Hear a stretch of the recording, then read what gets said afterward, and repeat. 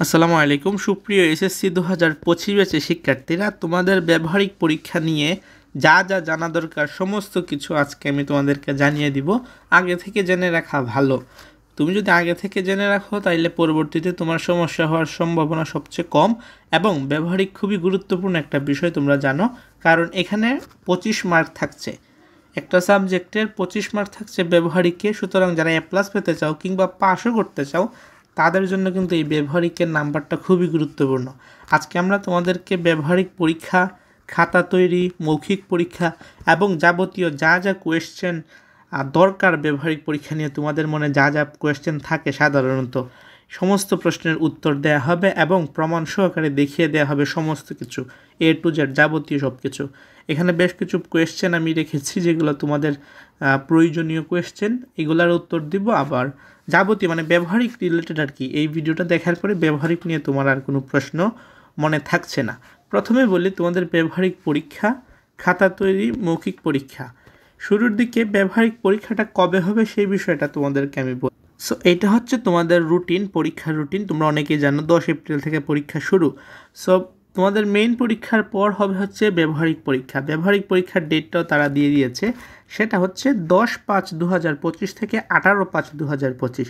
5 মানে হচ্ছে মে মাস, অর্থাৎ 10 মে থেকে 18 মে। এই যে 4 দিন, এই যে 8 দিন, এক সপ্তাহ, এই এক সপ্তাহে তোমাদের যাবতীয় সমস্ত কিছু ব্যবহারিক পরীক্ষাটা অনুষ্ঠিত হবে এবং সকাল 10টা থেকে স্ব কেন্দ্রেই পরীক্ষাটা অনুষ্ঠিত হবে আর কি। সো পরীক্ষাটা আসলে কীভাবে নেওয়া হয় আমি প্রথমে বলি। পরীক্ষাটা তুমি খাতায় যা লিখবা এখান থেকে তোমাকে একটা কিংবা দুইটা দিবে, নর্মালি 2টা কোয়েশ্চেন দিবে এবং সেই 2টা কোয়েশ্চেনের তুমি আনসার তোমাকে করতে হবে, ঠিক না? এই 2টা আনসার করার উপর তোমাদেরকে তারা মার্ক প্রদান করা হবে এবং খাতা এবং মৌখিক পরীক্ষার উপরেও মার্ক থাকছে। সো পরীক্ষা কবে হবে দেখাই দিলাম, 10 মে থেকে 18 মে। এই এক সপ্তাহের মধ্যে সমস্ত সাবজেক্টে পরীক্ষা হয়। এখন কথা বলি খাতা তৈরি নিয়ে। সো খাতা তোমাকে তৈরি করতেই হবে। খাতা তৈরি না করলে তোমার খাতা তৈরির যে মার্কসটা, এই মার্কসটা তুমি পাবা না। আবার মৌখিক পরীক্ষা কীভাবে হবে সেটাও বলবো। প্রথমে আমরা মার্কস ডিস্ট্রিবিউশনটা তোমাদেরকে দেখাই দিই, তাইলে তোমাদের বুঝতে বেশি সুবিধা হবে। এখানে তোমাদেরকে বলতে হচ্ছে যে কোনো একটি পরীক্ষা সম্পূর্ণ, একটিও দিতে পারে, 2টিও দিতে পারে, কিংবা এরকমও দিতে পারে যে 2টি থেকে 1টি দাও, কিংবা 1টি থেকে 1টিই দাও। সো এখানে একটি বলছে, এটা হচ্ছে এসএসসি 24 ব্যাচের, তোমাদের বড় ভাইয়াপুদের ব্যাচের। এখানে তারা দেখো কীভাবে মার্কস ডিস্ট্রিবিউশনটা করছে। এখানে প্রথমে বলি নোটবুক, তুমি যে খাতা যে তৈরি করবা এই নোটবুকের উপর থাকছে 5 মার্ক এবং মৌখিক অভিক্ষা যে নিবে সেটার উপর থাকছে 5 মার্ক। এখন কথা হচ্ছে মৌখিক অভিক্ষাটা কীভাবে নিবে, ভাইবাটা। সো ভাইবাটা প্রথমে তোমার যে সেন্টারে পরীক্ষা হবে সেই সেন্টারের টিচার্সরা নেবেন। প্রথমে তোমাকে ডাকবেন, ডাকার পর নাম জিজ্ঞেস করতে পারেন, কলেজের নামও জিজ্ঞেস করতে পারেন, কিংবা নর্মাল এই 2টি কোয়েশ্চেন করবেন তোমার বেসিক। সেক্ষেত্রে তোমার কনফিডেন্স কিংবা তুমি কীভাবে উত্তর দিচ্ছ সেটা ম্যাটার করবে। তারপরও অনেক সময় কোয়েশ্চেন করে না, মানে প্রশ্ন করে না এক্সট্রা কিংবা বই রিলেটেড কোনো কিছু, আবার অনেক সময় করে। বেশিরভাগ ক্ষেত্রেই কিন্তু প্রশ্ন করবে। প্রশ্ন যে খুবই টাফ কোয়েশ্চেন করবে বিষয়টা কিন্তু এরকম না, একদমই না। 1 থেকে 2টা কোয়েশ্চেন করবে কিংবা 2 থেকে 3টা, সর্বোচ্চ 3 থেকে 4টা কোয়েশ্চেন। 4টার উপরে কোয়েশ্চেন ভুলেও করবে না, 1-2টা কোয়েশ্চেনই করবে নর্মালি। তুমি যে ব্যবহারিক খাতায় যেগুলো লিখবা এগুলো রিলেটেড বলতে পারে যে তুমি বলো খুশ কাকে বলে, হ্যাঁ, জীববিজ্ঞান ব্যবহারিক তোমাকে বলতে পারে যে খুশ কাকে বলে, কিংবা নর্মাল যে তোমার 1 মার্কের কোয়েশ্চেনের লিখো না এগুলো এমিবা পর্যবেক্ষণ যে লিখছো, এমিবাটা কি, এমিবার রিলেটেড। সো এগুলো নর্মাল 2-3টা কোয়েশ্চেন করবে।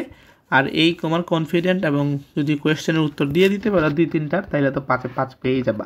নর্মালি 2-এর নিচে দেয় না, 2-3-এর নিচে দিবে না। ভালো কনফিডেন্স, ভালোভাবে আনসার দিলে 5-ই দিবে। আর এখন যদি ব্যবহারিক খাতা সুন্দরভাবে যদি তৈরি করো সেখানে তুমি 5 পাবা। আর যে পরীক্ষাটা হবে সেই পরীক্ষার উপর থাকছে 15 মার্ক। এখানে তথ্য লিখবা 3, তথ্য সংগ্রহ 6, প্রয়োজনীয় চিত্র 6, হিসাব 3, ফলাফল 1, সতর্কতা 2। অর্থাৎ যা যা যে পয়েন্টগুলো রয়েছে সব প্রত্যেকটা পয়েন্ট যদি তুমি লিখতে পারো তাহলে তুমি এখানে 15 পাবা, আর ওইখানে 5-5-10, টোটাল 25 মার্ক।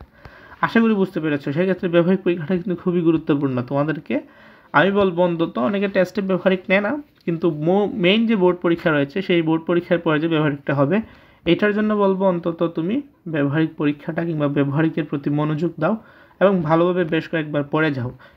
এরকম না যে 100-এ 100ই হতে হবে, 100%, এরকম কোন কথা না।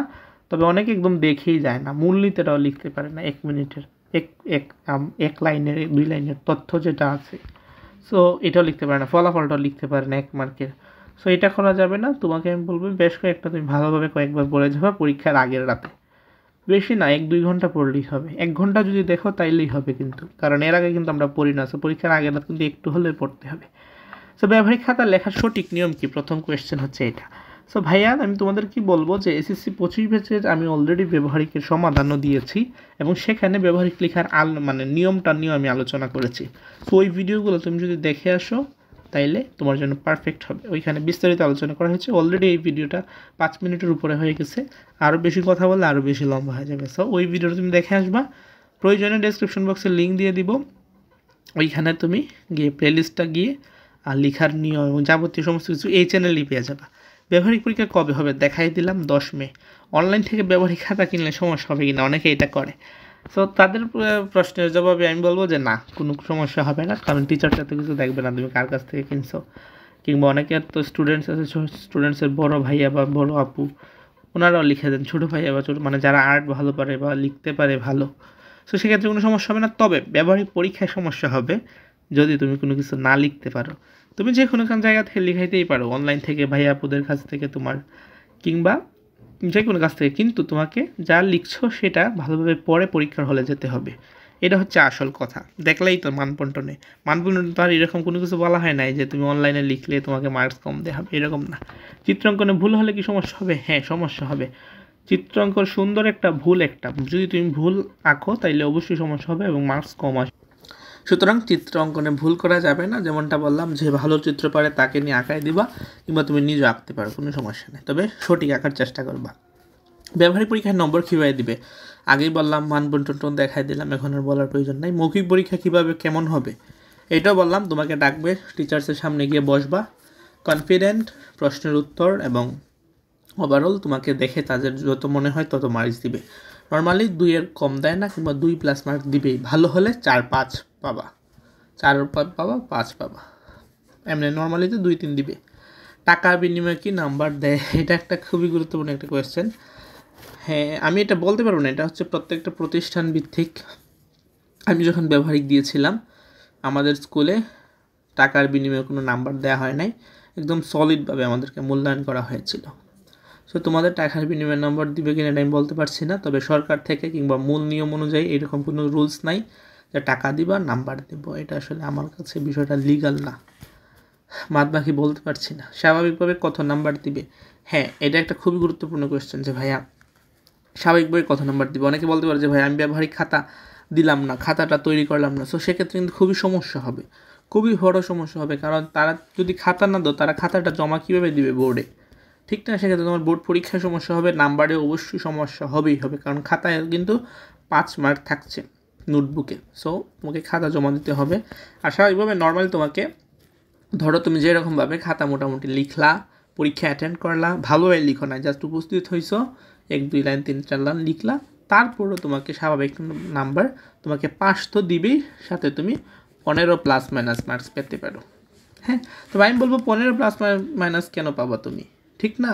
আমি যেগুলো বললাম, ব্যবহারিকের রুলস শিখবা, নিয়ম শিখবা, বেশি কিন্তু কঠিন না। আমি তো জাস্ট কয়েকটা কথা কিন্তু তোমাদেরকে বলছি যে এখন তোমাদের ব্যবহারিক মুখস্থ করার কোনো প্রয়োজন নাই। তুমি তোমার মেইন পরীক্ষায় ফোকাস করো, সিলেবাসে।